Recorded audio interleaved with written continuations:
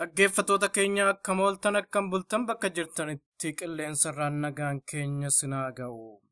Qopheessan keessan irraan qeerransoo biyyaati. Kuni reediyoo Oromiyaati. Har'a keessummaa kallattiidhaan sarararraa qabna. Keessummaan keenya irraa Dr. Ibrahim Elemoo jedhamu. Dr. Ibrahim Elemoo durataa waldaa qorannoo Oromoo yookaan immoo Oromo Studies Association. Har'a Dr. Ibrahim Elemoo wajjiniin waa'ee koora waggaa kan bara 2014 kan Washington DC'tti gaggeeffamuuf deemu irratti gaaffiif deebii gochuuf deemna. Qophii yookaan si'aatti nu dhiyaadhaa jenna. Dr. Ibrahim akkam oolte? Obbo Qeerransoo akkam fayyaa nagaa? Nagaa baga affeerraa keenya kabajjee sarara irratti nu argamte. Carraa kana waan nu kennitaniif hedduu galatooma jedha. Baay'ee gaariidha gamee otoo baay'een turinii gaaffiif deebii keenyatti otoo hin ce'in dura gabaabsinee ani xiqqoo si beeksisuu yaaleen jira. Mee of beeksisi gabaabsiti? Egaa akkuma atinuyyuu tuqxee ani pirezidaantii waldaa qorannoo Oromoo yookiin OSAT akkasumas biyya as keessa jiraadhu biyya Ameerikaa keessatti ammaan kana ogummaa fayyaatiin hojjechaa jira. As magaala Chicago jiddugaleessa biyya Ameerikaa keessa qubadha. Biyya kanaa dhufee waggaa 7 achiin dura akkuma beekamu biyyatti waajjira ittisaaf to'annoo HIV/AIDS Oromiyaa keessa hojjechaa ture hoogganaa ta'ee. Egaa gabaabumatti kana yoo of beeksisnaan jette. Baay'ee gaariidha. Mee qabiyyeen koora yookaan qabiyyeen yookaan thiimiin koora waaqoo yookaan waldaa qorannoo Oromoo kan bara kanaa maalinni maroo meeqaffaaf gaggeeffamuuf deema konferensiin Oromoo kun? Egaa konferensiin kan oosaa bara kanaa mata duree gadaaf dimokiraasii Oromoo bu'aa fi firii qorannoo Oromoo leellisu jedha. Akkasumas kakka'umsa sabboonummaa jechuun Oromoo kana dinqisiifachuu jedha. Mata duree kan jalatti kan kabajamuuf deemu. Yoo afaan Faranjiitiin himne Gada and Oromo Democracy Celebrating 40 Years of Research and Oromo Renaissance jedha. Fi waggaa 28ffaaf kan gaggeeffamuuf deemu. Baay'ee gaariidha kan umurii amma nama tokko dargaggeessa tokko ta'uu isaati. Anuu waggaa isaa kana dura umuriidhuma muraasa nan jira. Mee mata duree kana maaliif akka pirezidaantii waldaa qorannoo Oromootti filachuu akka dandeesse gabaabsinuuf ibsi. Akkuma beekamu egaa sirni gadaa uummata Oromoo biratti jaarraa yookiin bara dhibbee hedduu waan jiraachaa ture. Qabeenya uummata Oromootii fi qabeenya ilma namaa keessaa akka civilizationitti waan akka qaroominaatti. Qaroomina nama gurraachaa kan dhala namaa keessa tokko. Haa ta'u garuu sirni kun bifa qorannootiin qoratamee addunyaadhaaf hanga gabaasame yookiin sirni kun jiraachuu sayyuu namni Oromootiif kan Oromoon ta'inillee haga bifa hammayyaatiin beekee gara waggaa 40ti. Akkuma beekamu yeroo jalqabaatiif Profeesar Asmeroom Laggasee waggaa 1973 kitaaba tokko barreessee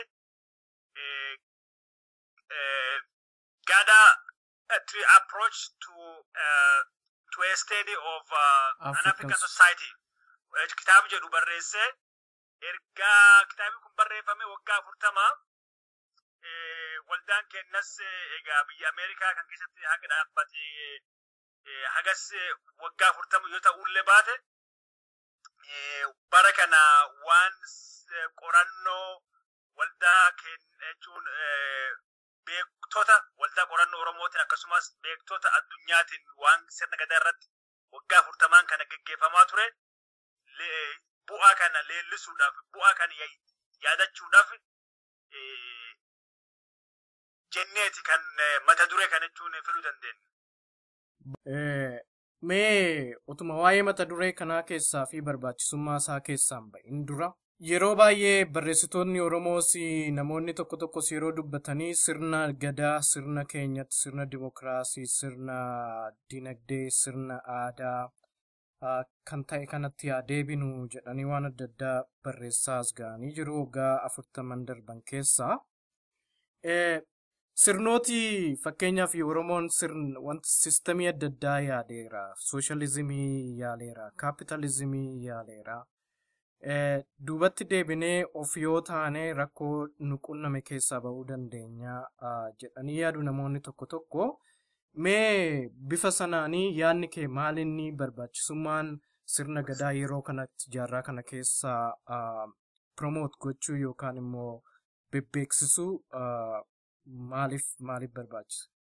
Dhuguma dubbachuuf fakkeenyaaf warra tokkummaa Itoophiyaa leellisan seenaa Itoophiyaa biyya impaayir Itoophiyaa leellisan keessatti wanni ittiin boonan tokko fakkeenyaaf yoo jiraate qubee saabaa ka afaan Amaaraa ittiin barreessan ka uummata kaabaa kana akka civilization guddaa tokkotti kan laalamu. Egaa uummati Oromoo gaafa Afrikaa sun keessatti uummata indigenous uummata biyyumsan keessa jiru ta'ee akka nama gurraachatti wanni Afrikaan dhala namaati namni gurraachi mankindidhaaf wanni gumaache qaroomini gumaache jechuun namni gurraachi gumaachi ni jira moo jedhamee karaa saayinsawaan yoo qoratan wanni gadaa sirni gadaa dura jiru hin jira natti hin fakkaatu. Bifa kanaan garuu namni keenya kan Oromooyyuu kan Oromoon ta'inillee ka addunyaa gubbaa jiru dhiisiti namni keenyayyuu bifa kanaadhaan dinqisiifannaa sirna kanaaf nu qabaachuu qabnu ni qabna moo hin qabnu waan jedhu wal nu gaafachiisu. Egaa sirni kanaan dura jirus kan hagammaa jirus waan kana jechuun awwaalee irra taa'uu fedha beekame fidii warraatiin hin beekamne. Garuu dinqisiifannaa sirni kun silaa addunyaa irratti kennameefi kunuunsaaf gartee bu'aan sabni Oromoolleen silaa qaroomni kan irra jechuun argachuu qabu hanga barbaadamsana sabni keenya jechuun argachaa hin jiru. Waan kanaaf beekumsi kennamee hin jiru. Egaa wanti guddaan kaayyoon keenya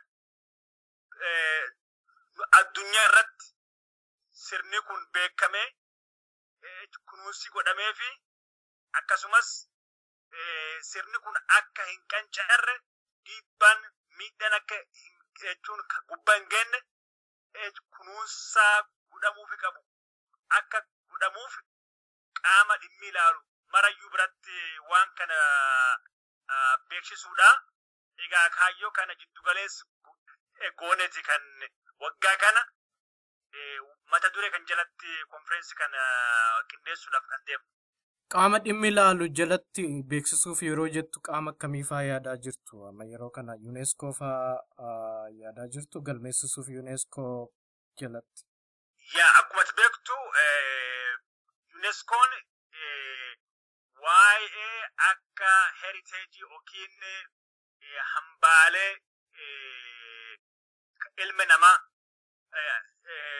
bakka hedduutti waan ka eeggamuu qabu waan baduu danda'u yookiin qaroomina ka ilmi namaa kan namni addunyaa irratti beeku qabu marayyuu hin galmeessu. Yeroo galmeessan ammoo akka dhiibbaan irra hin geenye akka sirni sun doofee yookiin moofee hin banne kunuunsatti godhamaa fi sirni gadaa kulleen egaa qorannoo namooti dhuunfaa godhanii jechuun ka alatti akkuma sirna kamiyyuu qaroomina guddaadha. Waan kana to'achuu akka inni hin moofne akka dhiibbaa keessatiif ka alaatiin akka inni doomee hin banne godhuufillee kunuunsaan godhamaa hin jiru. UNESCO callaa miti dhaabbatummaan mirga namalleen waan kan irratti egaa karaan ittiin hojjetan jiraachuun mala akkuma beektu sirni kun sirni bulchiinsati.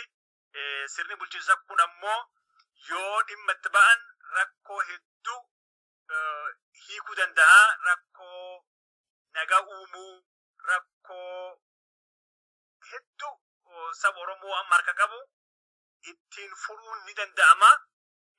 Keessattuyyuu naannoo sirni gadaa kun hagardhaa keessatti viable ta'e, hagardhaa keessatti otoo hin badin keessa jiru, otoo even revive godhaniyyuu, otoo jajjabeessaniyyuu sirni kun rakkoo hedduu hiikuu danda'a. Uummata kanas deebisee humneessaa amanta jedhu qabna. Egaa kanaafi dhaabbata waan ilma namaa irratti hojjetu hundumayyuu ka gara mirga dhala namaa, mirga uummata jechuun ka abbaa lafaa hundumaaf hojjetan biratti beekumsi kun jiraate uummati Oromoolleen beekumsi kanirraa fayyadamuu qabaa yaad jedhu qabna. Fuulduratti utaaluudhaaf duubatti deebinee seenaa keenya fi sirna keenya ilaaluu qabna yaada jedhu qabda. Akkas. Hayyee mee dhimmuma kanaan wal qabatee yeroo duraatiif natti fakkaata jilli abbaan gadaa fi jilli isaa akka dhufanii beeksisa keessetta waldaa qorannoo Oromoo irraa waa'ee affeerraa abbootii gadaa kanarratti mee gabaabsiti adeemsa isaa nutti himi. Namoota affeeramanis yoo maqaadhaan barbaadde maqaadhaati wanti isaan affeeramaniif nuuf ibsi. Egaa akkuma beektu uummata tokko bara durii kaasee biyyaa fi biyya jidduu yoo hariiroon jiraatu, hariiroo sun kan ittiin cimsan tokko aadaa wal barsiisu jedhama. Bara durii bara dargiillee uummataaf jechuun uummata jedhamee nama kinetiifaa warra sirbufaa biyya dhageessanii aadaa biyyichuun uummatoota biyyi sun agarsiisanidhaan dhuguma dubbachuu fi sirni amma jiru kunilleen kan durilleen dinqisiifannaan ilmi namaa guddaan akkuma siin jedhee waa'ee sirna gadaa kanaa. Sirni gadaa kun fakkeenyaaf abbootiin gadaa yeroo waan biyyi sana Oromiyaas haa ta'u kan biyya Itoophiyaa sun yoo beeksisan maal qabnaa waan biyya alaa irraa addu nu godhu, waan biyya addunyaa irraa addu nu godhu maal qabnaa yoo jedhan wanti nu qabnu bataskaanaa fi masjidaa fi mana ijaaram callaa miti. Qaroomina qabnaa. Qaroomina akkasii kana beeksisuufillee abbootiin gadaa kun biyya alaa akka isaan dhufanii kan yaadne fi waanuma akkasii kana immeejii Oromoo addunyaa irratti kaasuudhaaf waan nu qabnu addunyaaf gabayaa baasuuf. Kanaafiyyuu wanti kun akkuma marketing beekumsa saba Oromootiif addunyaa irratti illee godhuuf jenneeti. Kan reefu siin jedhammoo sirni gadaa kunilleen beekamuun isaa bu'aan isaa saba Oromootiif. Egaa akkuma beekamu abbaa gadaa fuulli isaa nama Oromootiif kan Oromoon ta'inillee warra waan gadaa qoratanillee biratti namni hedduu beekamu abbaa gadaa kan Oromoo Gujii kan durii kan ta'e yeroo ammaan kana ammoo akka yuubatti ilaallaa yookiin abbaa seeratti fudhachuu dandeenya. Abbaa gadaa Aagaa Xanxanooti. Egaa abbaa gadaa Aagaa Xanxanoo waliin jilli dhufuun ni jira. Namni irra guddaa garuu isa jechuudha. Hayyee. Baay'ee gaariidha kun adda ta'a jettee yaadda. Kana dura abbaan gadaa ammas baay'atu walgahii qorannoo Oromoo irratti argamee hin beeku. Kanarratti maali yaadda? Kun yeroo duraatiif godhame? Egaa kun yeroo duraatiif godhame akkuma beektu sila wanti kun bara hedduun dura godhamuu qaba ture. Egaa abbootiin gadaa kun biyya alaa hin deemu moo biyya alaa yoo deeman bu'aan saba Oromootiif sirna gadaatiif nu argamsiifu maali jennee warrummaan qorannoo Oromoo irratti bobbaane bifa amma nu godhaa jirru kanaan egaa itti yaadaa yookiin hojjechaa hin turre ta'a. Egaa yeroo jalqabaati kun ammoo injifannoo guddaadha jennee laallaa sirni gadaa kanas addunyaarra beeksisuudhaafis waldaa qorannoo Oromootiifis kun waan guddaa seenaa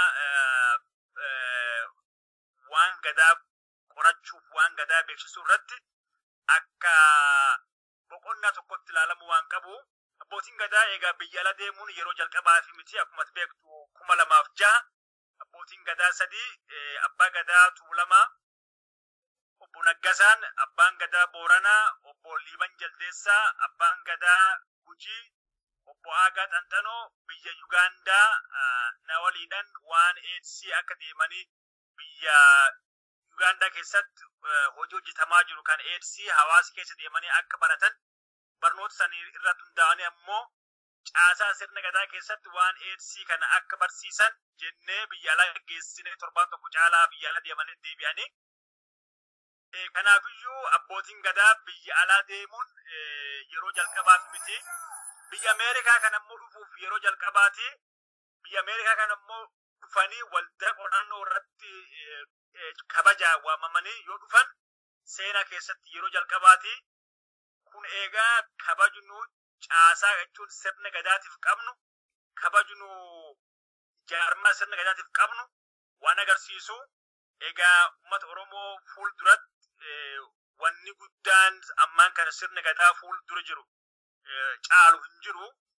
Jaarmaa nu qabnu keessaa jaarmaa kana kunuunsuun, guddisuun, beeksisuun kaayyoo waldaan qorannoo Oromoo dhaabateefillee keessaa yoo laalle tokko maaliif jennaani kaayyoon waldaa keenya tokko qorannoo Oromoo dagaagsuu fi waa'ee saba Oromoo beeksisu waan ta'eef egaa kaayyoo keenya irratti hundoofnee kun boqonnaa guddaadha, injifannoo guddaadha jennee jechuun ilaalla.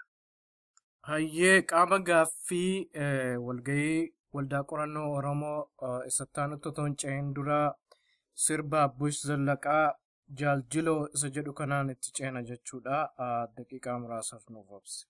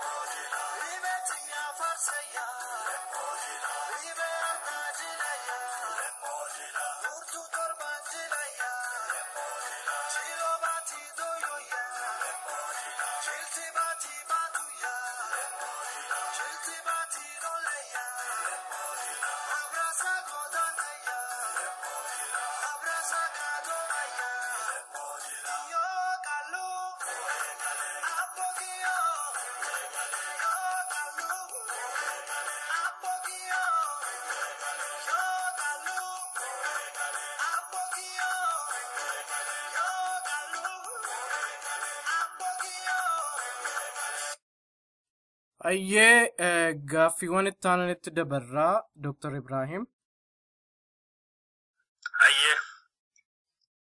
Egaa thiimiin yookaan yaadi guddaan kora waldaa qorannoo Oromoo 28ffaa irratti dhufu waa'ee sirna gadaa ilaallateeti.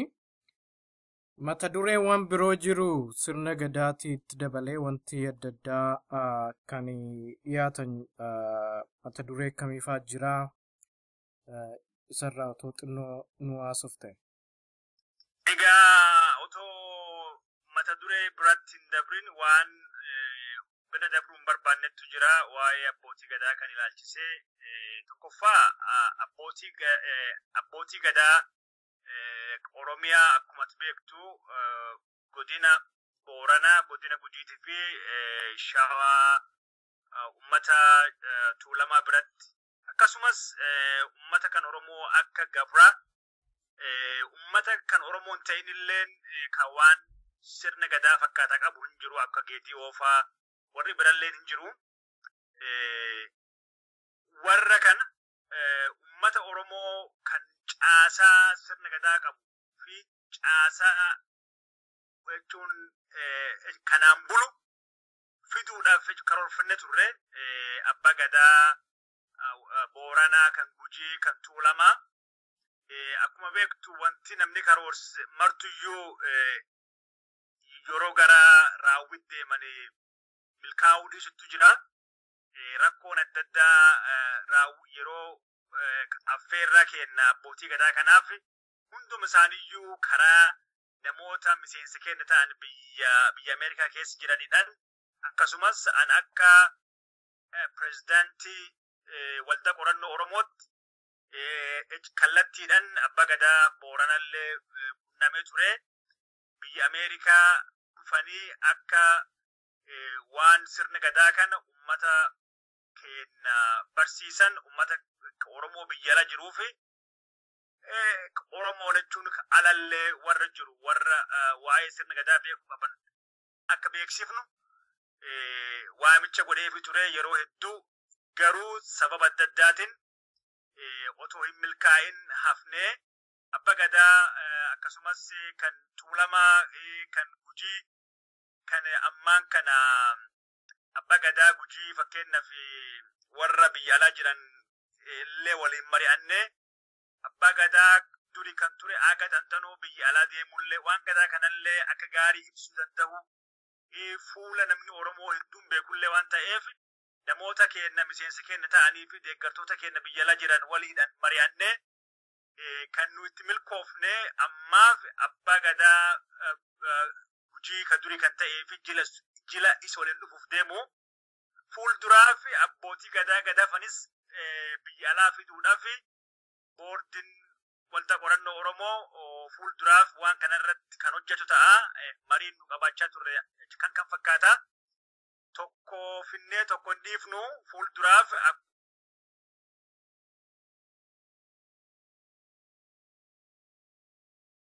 waldaa hayyee ciccitaa jira natti fakkaata. Na dhageessa Dr. Ibrahim. Biyya alaa dhufuu fi wanti hojjetamaa jiru hin jira. Garuu kunis hojii gubbaa waan jiru. Egaa kun waan warri mee rakkoo si mudataa jiru keessaa tokko ibsi. Rakkoo warra kaanii ammatti fiduudhaa fi rakkisaa wanti ta'eef sababiin isaa maal faadha? Mee haadha mana kiyyattu naa bilbiltee iddoo bilbila kiyya rakkisaa jirti daqiiqa tokko naa obsi. Show wanti keessa jirra dhiifama wajjin ba'uu hin dandeenyu. Hayyaa ta'u. Reediyoo keessa jira tekstii fa'aa gochuu fi dandeessa. Sababiiwwan warri kaan akkan dhufne jettee yaaddu maaltu akka godhe tokko otoo tuqxee gaariidha dhaggeeffattoota keenyaaf. Egaa sababni abbootiin gadaa tokko biyya alaa kana dhufuu hin dandeenye fi egaa akkuma beekamu aadaa keessatti warri gadaa kun biyya alaa deemuudhaaf haali hin mijataaf moo hin ayyamamamu waan jedhu namni gari hubannoo dogongora akkasiillee qabaachuu ni mala. Egaa wanni dhowwu natti hin fakkaatu egaa walamatti jiraachuun mala lamaaniyyuu egaa tilmaamadhaan yoo himuu barbaachise tokko hubannoon jiru abbootiin gadaa kun biyya alaa deemuudhaaf jechuun aadaan hin hayyamaaf moo hin hayyamuuf waan jedhutu jira. Lammaffaa yoo biyya alaa deeman waan siyaasaa keessatti faa hirmaatanii mootummaan uummata irratti miidhaa dhaqqabsuu danda'a. Waan haga durii caalaa uummati kennaa kanaan dura mootummaadhaan miidhamaa ture. Ammaan kan ammoo yoo abbootiin gadaa biyya alaa deemanii waan siyaasaa faa yoo dubbatan haga durii caala uummati kennaa mootummaadhaan miidhattuu irra gahuu danda'a waan jedhu sodaalleen hin jira. Ayyee viizaa isaanii ilaalchisee rakkoon hin jiruuf hundumtuu akkuma. Viizaa akkuma beektu mootummaa karaa Ameerikaa Finfinnee jiruudhaan ambaasadaraadhaaf kallattiidhaan xalayaa barreessinee abbootii gadaallee akkasumas kallattiidhaan xalayaa isaanii barreessinee kanaaf viizaan yoo sila imbaasii bira gahe abbootiin gadaa keessatti warri aangoo harka qaban biyya alaa dhufanii wanni hafuu hin danda'an. Maal jennaan warri kun warri uummata bulchuu warri uummata dur deemuu otoo haafille jette hin hafanii imbaasiin biyya Ameerikaalleen kan Finfinnee jiru waan kana haalaan hubatu. Abbaa gadaa jechuun aaga xanxanoo yeroo viizaa interviyuu dhufuu gaafin isaan gaafatan biyya alaa deemtee hin hafta jennaan otoo isaan hafina jettaniyyuu ani hin hafu jedheen ani jechuun uummat kiyya jechuun maal godheeti kan biyya alaa deemee hafu otoo saddee machitaa kana jettaniyyuu ani hin hafu jedheen. Abbootiin gadaa warri aangoo harka qaban caasaa uummata isaanii bira deemanii biyya bira jiraachuun isaanii seerii hin hayyamu hin godhanis. Egaa kun imbaasiin hubannoo akkasii hin qabaa. Egaa karaa kanaadhaan gara imbaasiitiin rakkoon kun nam tokkollee hin jiru. Ayyee baay'ee gaariidha. Mee abbaan gadaa abbootiin gadaa kuni yoom dhufu eessatti simatamu? Egaa abbootiin gadaa kun guyyaa adoolessa 30 yookiin Juulaay 30 naannoo Washington DC Dulles International Airport ganama sa'aatii 8 walakkaa dirree xiyyaaratiin ba'u. Egaa uummati keenya kan naannoo sun jiru kan sirni gadaa kanaa fi manguddoota abbootii gadaa kanaaf dinqisiifannaa qaban.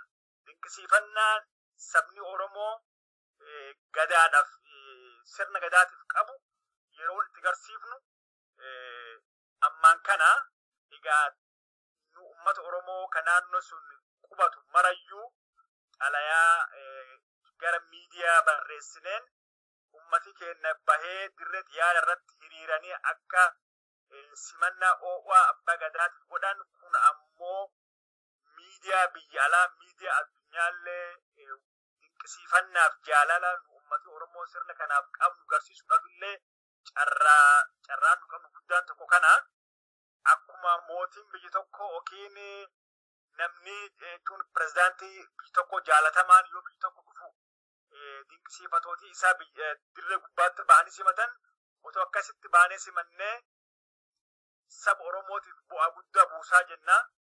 Kitaaba bal'oo nu barreessinellee caala waan akkasii kanatti bu'aa qabaachuu malaa waan argamu jaalaluu qabnu kabajnu sirna kanaa qabnu akkasiidhaan yoo agarsiifnellee saba Oromootiif bu'aa buusaa immeeji saba Oromoollee waan addunyaa biratti guddisu jenneeti waan amannuuf namni keenya dhaamsa kana dhaga'u hundinuu xiqqaaf guddaan kan hojii qabulleen hojii irraa hayyamu fudhatee adoolessa 30 yookiin Juulaay 30 Dulles International Airport achitti dhaqanii otoo abbootii gadaa kana simatanii gaariidha saba Oromootiif bu'aa hedduu buusuu danda'anii jennee yaanna. Kagadaaf ammoo biyya Ameerikaa kana ji'a tokko hagisaan turan ijoolleen kan Oromoo kan abbaa gadaa takka hin argin kan biyya dhalatan kan yoo abbaa gadaa kan arganii gaafii gaafatanii bira taa'anii yoo jedhan sammuu isaanii keessatti memory adda yaadannoo addattu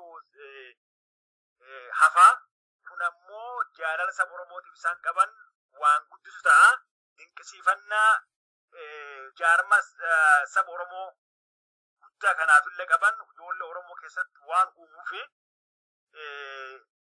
maanguddichi kunin bakka hedduu Washington DC irraa gara Minnesota, Seattle, Atlanta, Chicago bakka namni Oromoo hedduun jiru deemee ijoollee Oromoo nama Oromoo argee namilleen argee akkasiidhaan dinqisiifannaa suura wajjin ka'uu waan adda addaa dhaqanii simachuu akka bira ammallee even state senators warra bakka bu'ooti kan ummata kan naannoo isaanii jiran koottaa sirna akkasii qabnaa nama sirna kan hogganu namni kun akka mootii Oromooti wanni kun nuuf hin beekna mootii miti chiifillee miti abbaa gadaati nu warra aangoo qaban kan aangoo isaanii fedhiin gadhiisan caasa akkana qabna abbootiin gadaa gara 400 akkas baalli walirra fuudhaa aangoo karaa nagaatiin walii dabarsaa turani abbaan gadaa kun waggaa 8 dura baalli kennee amma kunoo abba seeraati seera baasaa malee aangoo bulchiinsa harkaan qabu akkas nu aadaa akkasii qabna namni gurraachillee sirna akkasii ni qabaa koottaa nama kanaa wal argaa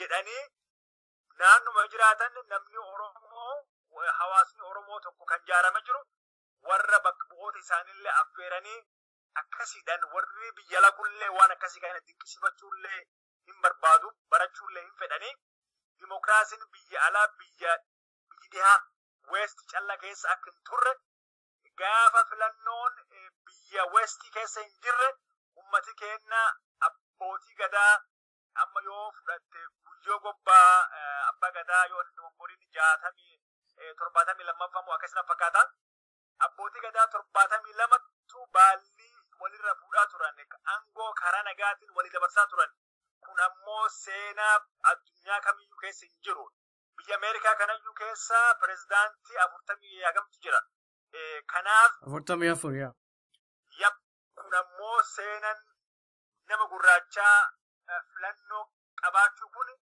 sirna dimokiraasii biyya dhihaatiin dura waan jiru ta'uusaa akkasiidhaan nama gurraacha biyyi kan jirullee barsiifnee namummaan gurraachaa biyyi kan jirulleen waan kan yoo baratan itti gammadan ittiin boonan. Sirni keenya sirna dursaadha jetta biyya Ameerikaa kun erga uumamtee baay'ee ijoolleedha. Baay'ee ijoolleedha waggaa 230 wayitii biyya biraa keessa fakkeenyaaf Awurooppaan illee steetiin yookaan biyyoonni uumamuu kan jalqabanii officially jaarraa 16ffaa booddeedha. Kanaaf isa dura Oromoon yeroo Athens dura ancient durirraa jalqabe waggaa kumoota hedduudhaa fi sirna kana hordofaa akka ture himaa jirta nusi namni akka bahee simatuudhaan otoo taa'ee dubbachuu jiru waan sirreessu abbaan gadaa guyyoo gobbaa akka na fakkaatutti 70 fakkaata gaafa biyyi jiru liba jaldeessaa 69 fana fakkaata garuu warri isirra baalli fuudhan gaafa biyyi ture waggaa 8 dura kan 72ffaa filamee ture egaa warri abbootii gadaa ta'uuf deemanilleen akkasuma leaders are elected and nurtured sirni kun sirna addunyaa dimokiraasii irraa wanni irraa guddaa addu godhu nama bulchuu filatanii guddisuu filatanii qaru filatanii qaroomin isaa beekumsi isaa hongodhachuun namni kun hin guddata mootii akka bulchaa ta'u beekaa beekumsaaf qaroominaaf jannooma qabaachuu qabullee akkasii akka inni qabaatu namni ramadamee fi waan aadaa baratee waan seenaa baratee waan seeraa baratee akkasiidhaan deema malee yeroo tokko lafuma ka'ee filatamellee nama hin bulchanii sirni kun waan irraa haasofnu waan nama biraatti himnu waan hedduu qabna. Seenaa waggaa at least amma akkanatti himtetti guyyoo gobbaa isa jettirraa yoo hin reegne waggaa akkas 576 sirni gadaa actively tureera isa duras waggoota kumoota hedduudhaaf jiraachuu danda'a tures beekamaadha. Kanaaf mee otoo gaaffiif deebii keenya keessaan ba'ini wanti biraa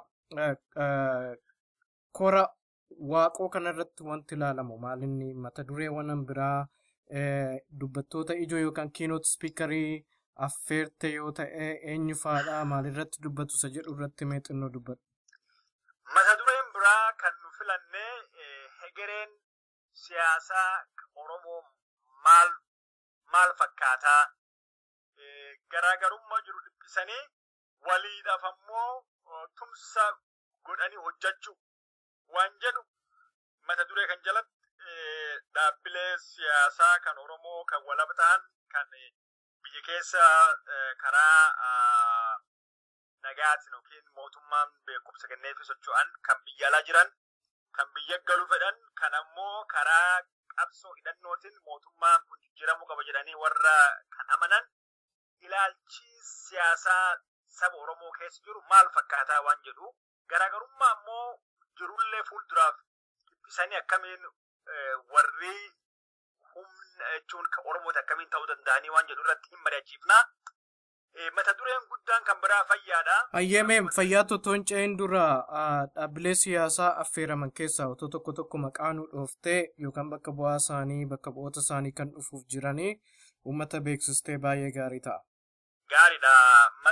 Mata duree sun jalatti dhaabbata egaa adda bilisummaa Oromoo akkuma beektu adda bilisummaa Oromoo Shanee Gumii kan jedhamuu fi qaama cuumsaa tokkoomuun isaanii Berlin irratti Juunii 27 addunyaadhaaf gabaasamee jira. Caasaa sun keessa xalayaa obbo Bultuun Biyyoof barreessinee jirra. Nama biyya Ameerikaa keessa jiraatu kan adda bilisummaa Oromoo hoogganan yookiin hooggansa keessa warri jiran nama akka nu ramadan gaafannee jirra. Nama tokko nu ramadu jenneet kan abdannu. Dhaabbata adda dimokiraatawaa uummata Oromoo obbo Leencoo Lataatii fi obbo Leencoo Baatii Dr. Bayaan Asoobaa faalleen biyyuu mala jiru. Isaan kan keessaa namni tokko nu dhufu jennee yaannaa Dr. Bayaan guyyaa har'as wal quunnamaa ture. Warra kaanillee akkasuma karaa koree hojii raawwachiiftuu keenya keessatti warri miseensa ta'an quunnamaa turanii. Oromoo Federalist Congressiin hirmaachuu fi karoora qabaa. Oromoo Federalist Congress illeen Dr. Mararaa Guddinaa biyya alaa jira, biyya Ameerikaa keessa jira. Isaanis dubbifnee egaa akka beekaa siyaasaa kan Oromoo tokkotti hirmaachuudhaaf ilaalchi kan irratti yaada qabu gumaachuudhaaf hayyamee jira. Isaanis dhufu warra ammoo abaa'oo warra ammoo hagammaa tokkoomanii abaa'oo tokkoom kan keessa hin jirrellee abaa'oo Jeneraal Kamaal Galchuutiin hoogganamu isaanis haga tokko caasaan isaanii otoo xiqqaalle ta'ee biyya alaa keessa hin jiru. Isaanis fakkeenyaaf yoo jennee sagantaan isaanii Kanadaa waliin wal fakkaataa karaa hidhannoo fuulduraaf warri sagantaan isaanii wal fakkaatu kun haala ijjate biyyatti yoo sila deebi'an akkamiin wal hojjechuu danda'anii waan jedhu gaaffii guddaadha. Kan irratti egaa wanni guddaan waltajjii kan irratti akka kanaan dura don taatiin gaaffii hedduu isaanii dhiyeessinaa. Gaaffii dhiyeessinee kan irratti hundaanii akka isaan dubbatan goona. Uummati keenyas akka isaan gaaffii gaafatan sa'aatii dheeraa ramannee akkasitti marii kan callaa godhuu miti waltajjii irratti akka uummati isaan dura dhaabbatee karoora isaan qabanii fi mul'ata isaan qaban akka gaafachuu danda'u. Isaanis gaaffii kanaadhaaf deebii qophii ta'anii akka dhufan gaaffii qabnu marayyuu qopheessinee isaaniif kennuuf deemna. Egaa kunini marii bifa kanaadhaan yoo qindeessinu yeroo jalqabaaf ta'a. Nama baay'ee itti ramadaa jirra. Okay, tole isuma irratti mee ijjennoon isaa hokkam ta'a jechuun dhaabbilee siyaasaa adda addaa affeeramaniiru maqaa dhoofteetta adda bilisummaa Oromoo kan Daawud Ibsaatiin geggeeffamuu fi dhugaasa bakka koo kan taanaa ta'e akkasumas immoo Oromoo Federalist Congressii karaa nagaa warra morman Adaawoo fi abaa'oo biraa kan fofoxoqanii ba'anis maqaa dhoofteetta. Oromoo waldaan qorannoo Oromoo ilaalcha siyaasaa kanarraa niwutiraalidha moo akkamitti ta'eeti jara kana affeeruu danda'a? Waldaan qorannoo Oromoo waldaa qorannoo Oromooti. Dhaabbata miti mootummaa kan siyaasaan ala kan siyaasa kamiyyuu indoorsi hin goone garuu ilaalchi saba Oromoo keessa jiru mara karaa bilisa ta'een namni Oromoo gartee ibsachuu danda'u mirga akka inni qabaatuuf ni hojjannaa. Akkasumas akkuma beektu yeroo hedduu waldaan keenya hagamma hin goone malee yeroo tokko biyya alaa keessatti biyya amma keessa jiraannu keessatti waldaan tokko General Assembly isaallee taa'ee wal mari'atee ijjannoolee qabachuu ni malu. Waa dhaabbatuma miti mootummaallee taatee poolisii tokko indoorsa kan godhamu ni jira. Hagamma garuu hagam beekutti waldaan qorannoo Oromoo General Assembly yookiin walgahii guutuu irratti dhiheessee poolisii tokko irratti imaammata tokko irratti imaammata dhimma Oromoo ilaaluu irratti miseensa isaa mari'achiisee ijjannoo akka qabaatu hin taasifne anin waan kana yeroo hedduu itti yaadaa ture. Waldaan keenya waan ummata Oromoo ilaaluu irratti ijjannoo dhaabbata siyaasaa ta'uuyyuu yoo baannellee waan ummata Oromoo impact godha miidhuu irratti ijjannoo mataa keenyaa qabaachuullee ni dandeenya. Seerii dhuguu hin jiru ammaaf garuu dhaabbati Oromoo kan loogii goonuuf tokkollee hin jiru. Imaammati akkasii hin jiru.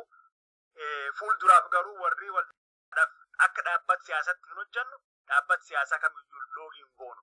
Garuu poolisii akkuma jedhe poolisii dhimma Oromoo irratti dhaabbati siyaasaa kamiyyuu baafatu xinxaallee gamaggamnee kan hin taane hin ta'u kan ta'u ammoo hin ta'a jennee mormuudhaaf dura dhaabbachuudhaaf illee hin dandeenyaa. Seerii biyyi kanaa hin ayyamaa waan jedhu an akka hubannoo qabutti yoo wanta gongoree warri na caalan seena beekanii fi seera beekan na sirreessuu danda'u.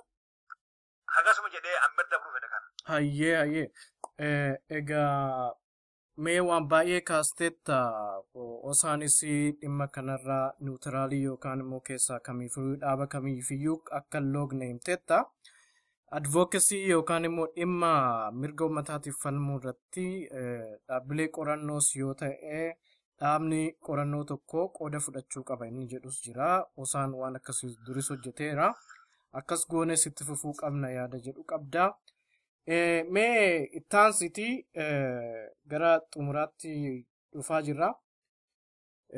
Qoruma kanarratti dubbattoota ijoo qabdu eenyu faadha? Keynote speakeriin keessan mata duree akkamitti irratti haasa'u? Gaaffii gaarii. Keynote speakeriin keenya kan barkanaa doktora nama biyya Ameerikaa keessatti hospitaala California keessa Los Angeles jiru keessatti nama hojjetu surgeonidha. Doktoriin kun Doktor Guddata Hinikkaa jedhama. Guddata Saaboo Hinikkaa jedhama. Egaa asiin dura waldaa keenya keessatti koree hojii raawwachiiftu akkasumas boordii keessallee miseensa nama ture. Nama waldaa kanallee jechuun gargaaraa jiru, nama gargaaraa ture. Nama dhugumaadhaan waan saba Oromootiif illee bu'aa buusu hojjechaa jiru. Ibn biyyallee keessatti akkuma beekamu waan fayyaa irratti doktoroota biyya alaa irraa tajaajila fayyaa akka isaan kennan yeroo hedduu qabatee deemee tajaajilee jira. Nama ammoo distinguished nama Oromoo kan ogummaa fayyaatiin jiru keessa nama sabboonummaa Oromoo qabu keessa nama akka fiixee akka hayyuu fiixeetti nama laalamu. Isattuyyuu keessattuu fayyaa uummata Oromoo eeguu irratti tajaajila fayyaa uummata Oromootiin waliin gahu universal health coverage irratti waan jiru akka nam tokkotti inni maal beeka maal godhaa ture sabi Oromoo fayyaan isaa akkamiin eegamaa jira waan jedhu imaammata mootummaallee xinxaalee hanqina jirus nuu ibsaa. Akkasumas waan sirna gadaallee keessa egaa waan beeku mata dureen kenna guddaan gada waan ta'eefillee waan beekumsa hagisaa hubannoo inni qabu ni dubbata. Irra caala garuu waan fayyaa jechuun waan fayyaa irratti akka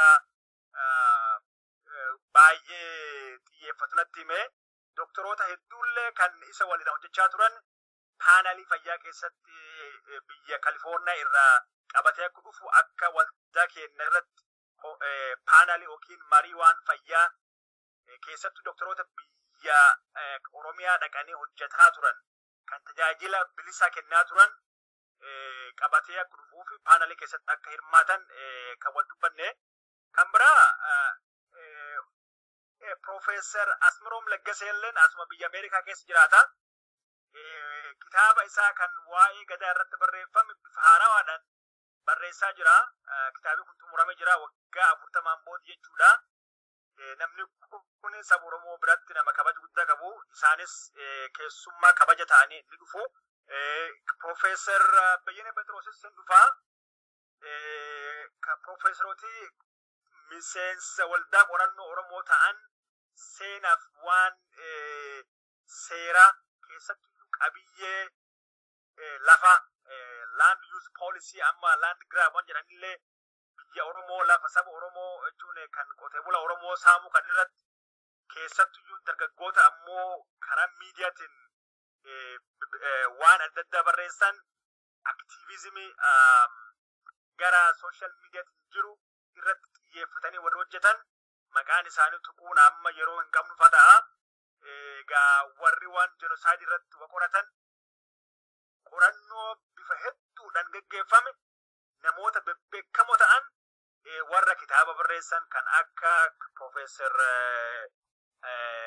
Chuun Abbaas Haaj Ganamoo, kan Profeesaroota keenya bebbeekamoo Profeesar Mahammad Hassan,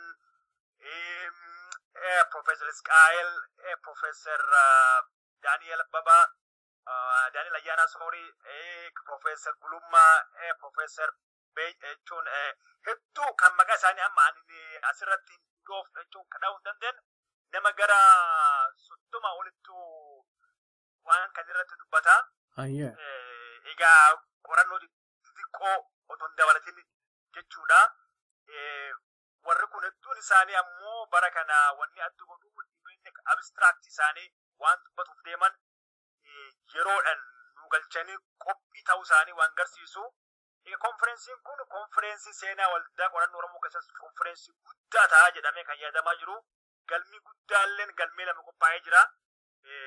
Howard University College of Medicine keessatti galma guddaa lama qopheessinee jirraa miidiyaanis hin dhufu akkasuma sabii Oromoo namni Oromoo biyya Noort Ameerikaatti fi Kanada keessa jiraatu kan biyya biraa jiraatus baay'ee Yuurooppii illee irraa akkasuma namoota hirmaatan hedduutu jira kan Profeesaroota keenya. Kanaaf konferensiin keenya kan waggaa kanaa konferensii seenaa waldaa kanaa keessatti hagammaa ta'ee hin beekne konferensii guddaa akka ta'uuf deemu tilmaamamaa jira. Egaa sabni Uummata Oromoo bira akkamitti ga'uuf karooraa jirtu? Amma fakkeenyaa fi korrii waldaa qorannoo Oromoo kuni Washington DC'tti Howard University'tti ta'uuf jira. Namoonni dhufanii bu'aa qorannoo isaanii yeroo dhiyeessanii uummata Oromoo akkamitti bira ga'uuf deemtu ergaa waan achitti darban akkamitti uummata Oromoo argachuu danda'a? Egaa akkuma beektu waldaan keenyaa joornaal qabaa, buuletiinii qabaa, joosii irrattillee akkasumas proceedingii jedhanii waggaa waggaadhaan konferensii irratti waan mari'atamu bifa barreeffamaatiin qopheessinellee gara marsaa waldaa keenyatiin hin facaafna. Viidiyoodhaan waan mari'atamuuf deemu marayyuu viidiyoodhaan waraabne keessattuyyuu marii ijoo ta'e viidiyoodhaan waraabne gara marsaa keenya kan waldaa qorannoo Oromoo facaasuuf deemna. Miidiyaan ammoo kan Oromoo ta'inis dhufee hirmaachuu danda'a. Garuu bara kana restrictionii qabna. Miidiyaan dhufee hirmaachuudhaaf fedhii qabu martuyyuu seera nu baafuudhaan buluu qabanii dursanii dhufanii waan kan irratti hirmaachuudhaaf konferensii kan irraa dhufanii waan geggeeffamu gabaasuudhaaf koree konferensii kana qopheessuudhaatti barreessanii hayyama fudhatanii waan dhowwamuuf kan hin dhowwamnellee beekanii akkasiidhaan malee lafuma kaanii dhufanii gabaasuun hin jiru kan beekuun hin barbaachisaa. Egaa tokko kana warri ammoo waan gurguramullee qaban kitaaballee waanuma birallee agarsiifachuu fedhan seeradhaan waldaa keenyaaf koree waan kana qopheessu jiruuf iyyannoo galchanii hayyama fudhatanii akkasiidhaan dhufanii iddoo isaaniif kennameef dhaabbatanii yookiin taa'anii waan ofii gurguratu yookiin agarsiifatu otoo hayyama hin qabaanne garuu dhufanii waa agarsiifachuun waa gurgurachuulleen akka hin hayyamamne beekamuutu jira qaba.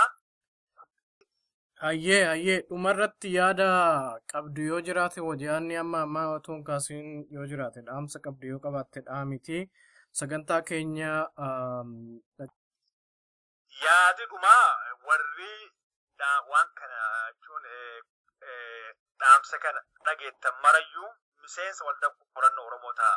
Miseensa waldaa qorannoo Oromoo ta'uun bu'aa hedduu qaba. Gara weebsaayitii keenyaa www.oromostudies.org dhaqaatii achuma weebsaayitii irraa liinkitu jira. Buusii miseensummaa kafaltanii immediately miseensa waldaa keenyaa taatu. Birookiraasiin kan bira hin jiru. Warri ammoo konferensii kana dhuftanii irratti hirmaachuudhaaf jechuun karoorfattanillee miseensa ta'uudhaaf qophaa'aa qoota miseensa ta'a. Walgahii keenya kan dhumu irrattillee waldaan keenya godhu biizines miitingillee irratti hirmaadha. Waldaan kun nama Oromootiin nama Oromoo hin ta'inillee miseensa kamiinuyyuu yoo jajjabaate bu'aa hagammaa argamsiisu caala bu'aa buusuu danda'a. Namni keenya miseensa waldaa keenyaa akka ta'u warri keessattuyyuu waldaa kana dhufanii waraqaa qorannoo dhiyeessuuf deeman otoo konferensii irratti dhufanii waan dhiyeessineen dura miseensa ta'uun barbaachisaa akka ta'e hubatanii miseensa akka ta'an dhaamsa isaaniif dhaamaa.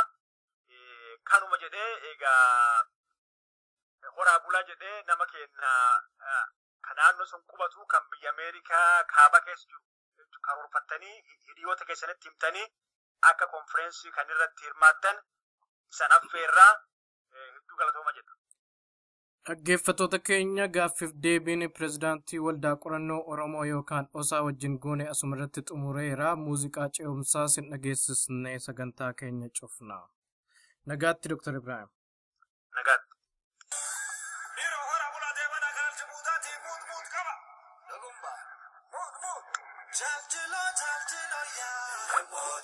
Jaljilo ya,